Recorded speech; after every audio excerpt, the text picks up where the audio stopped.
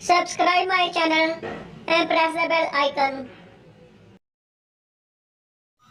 अस्सलाम वालेकुम वीवर्स, कैसे हैं आप? उम्मीद खैर आफियत से होंगे। वीवर्स, आज के इस वीडियो में हम आपको जोशांदा बताएंगे जो कि उज़लाती गुद्दी का मरकब है।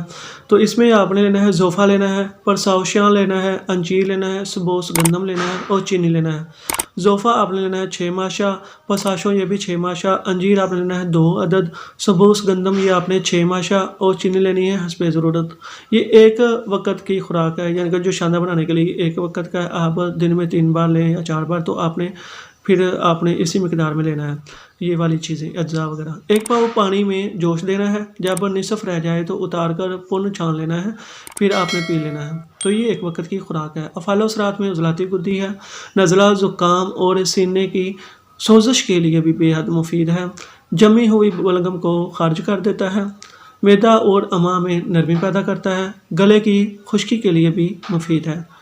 तो वीवर्स, आज की इस छोटी सी वीडियो में हमने नोट किया उज़लाती गुद्दी जोशांदा। मिलते हैं नेक्स्ट वीडियो में, तब तक के लिए अल्लाह हाफिज़। Press the bell icon on the YouTube app and never miss another update.